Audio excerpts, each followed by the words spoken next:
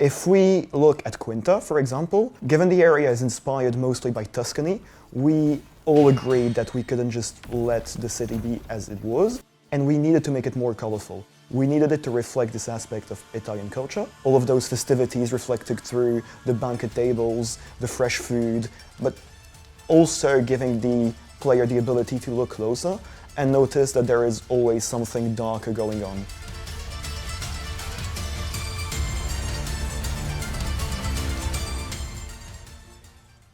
Hello Maskless One! In this video we will talk about asset creation and implementation, but most importantly, how to make them enjoyable for our users. I'm Luana Caruso and I'm a UI UX artist. The Souls-like panorama is made of passionate communities and established conventions. With this in mind, I believe one of the biggest challenges is finding the right balance between players' expectations and how we actually want the game to feel, which doesn't necessarily have to fit what is already out there. We have done a lot of research, but at the end of the day, we ask ourselves, what is Enotria and how do we want players to experience its story? While it's true that recently video games have made great advancements, I feel like there are still many misconceptions about accessibility. Regarding Souls-likes in particular, we should be careful not to confuse a game's target audience with its ease of access. While a game may be designed for hardcore players, it shouldn't be hard for difficulty's sake. Accessibility doesn't mean offering an easy mode, and it's not what players are asking anyway. It means actually enabling anyone to enjoy and overcome its challenges, to feel like they've beat a great opponent through their own strength, by carefully designing a smooth experience. For Enotria, many aspects that might seem minor have been taken into account from the start of the development and are kept in mind daily through our work. It can be providing bigger text for players with low vision or additional visual feedback for those who cannot hear well. We are trying to do whatever we can with the tools and times at our disposal to make our game a beautiful challenge for as many players as possible. Hello, I'm Miriam. I'm a 3D environment artist for Enotria, The Last Song. We focused on creating a world that felt alive, authentic, with attention to the smallest details. This is thanks to the teamwork with the concept artists. Our goal is to translate their amazing work in 3D. We have to face lots of challenges, and one of the biggest is ensuring that the environment was stunning. But in a game like this, we also have to keep in mind to never steal the focus on the gameplay. So we need to find a balance on the visual noise, so that the action and the combat is always readable. There is also the challenge to transform a 2D concept into a 3D asset. Sometimes what works in 2D doesn't translate perfectly in a 3D environment. On the technical side, the challenge is to make great assets, but also take into consideration the performance of the game. We managed to overcome these issues thanks to the guidelines of the technical artists. I'm Thomas, I'm a level artist on Enotria, The Last Song. The transition from Unreal Engine 4 to Unreal Engine 5 gave us the opportunity to look back at previously finished areas and ask ourselves, how do we give each area a proper sense of identity? Like, how do we make each area unique and memorable, most importantly? If we look at Quinta, for example, given the area is inspired mostly by Tuscany, we all agreed that we couldn't just let the city be as it was, and we needed to make it more colorful. We needed it to reflect this aspect of Italian culture. All of those festivities reflected through the banquet tables, the fresh food, but also giving the player the ability to look closer and notice that there is always something darker going on. Other areas, like the Manteloni Garden, didn't require near as many changes, but more of a shift in tone, where you'll notice that the previous version of the Manteloni Garden had this green, mysterious color palette that we've decided to update for a more mixed in palette with blue tones and red tones that really helps sell this idea of this mystically magical area that's a bit more out of the ordinary. Falesia required a different set of changes. The tone for Falesia worked already, though lighting improvements were made anyways, but we needed to make the districts of Falesia more distinct from one another. A clear example of this is the Acropolis district that is housing the high society of the city, but did not reflect this before in the Unreal Engine 4 version. The change from Unreal Engine 4 to Unreal Engine 5 allowed us to go back to this area and change it architecturally and in the materials used to give the area this sense of verticality, this sense of grand scale, alongside new, clean materials to reflect the luxurious side of it. And all of these improvements were made possible thanks to the new workflows unlocked with Unreal 5, notably Lumen, for example, for the lighting, Nanite allowing us for more visual fidelity, and they were developed with our in-house shader wizard, Paolo. The most challenging part when making environments in-game is not the actual process of making the environment, but it is to make it work in the grand scheme of the game. It's about balancing like artistic composition with the level design layout needed for the game to work. It's about balancing the visual fidelity we can get and the sheer density of staging we can allow ourselves to go, alongside with the optimization aspect of the game, where we still need the game to run at a proper, like stable frame rate on good resolution. And all of this is accomplished through teamwork between departments, alongside with tech art, alongside with level design, to basically thread this needle and stay on this perfect equilibrium of quality and optimization.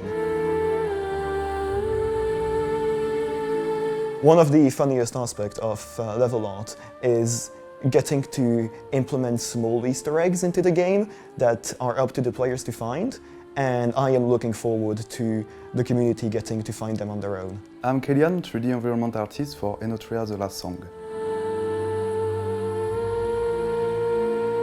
For Enotria, we are using a variety of techniques to create the assets for our game, including 3D modeling, sculpting and texturing. All those 3D elements come together in Unreal Engine and are used to build the game environment. This includes placing assets from large architectural structures to tiny pebbles, as well as creating composition that will add an extra layer of visual storytelling to the game.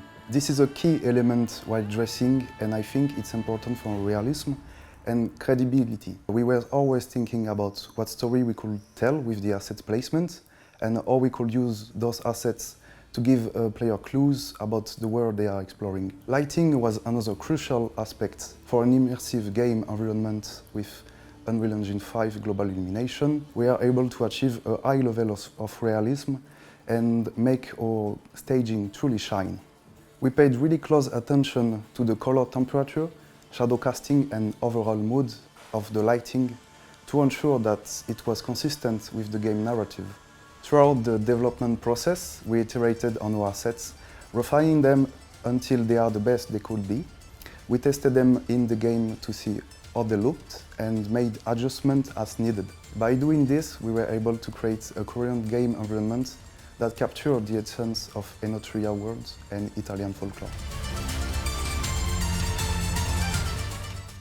The concept art team conducted extensive visual research into Italian culture, arts and architecture and produced a range of reference material that we use to build Enotria.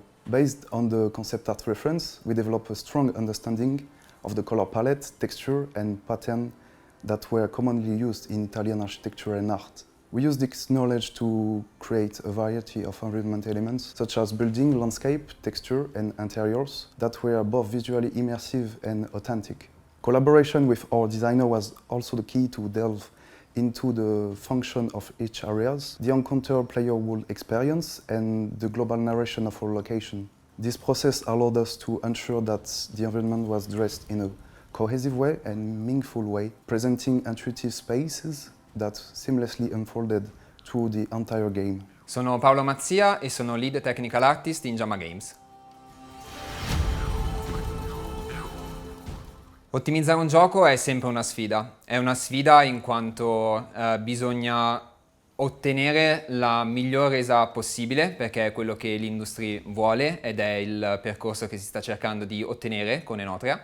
Miriam è un gioco next gen. Per far questo ovviamente bisogna ottimizzare ogni aspetto del gioco, tutti gli asset, l'aspetto di gameplay, in modo che possa girare sul maggior numero di piattaforme possibili. Ovviamente ogni piattaforma ha un limite tecnico, quindi quello che facciamo è cercare di creare asset che abbiano la miglior resa visiva, facendo sì che allo stesso tempo possano girare su piattaforme quali PC, console, come possono essere Xbox Serie X e PlayStation 5.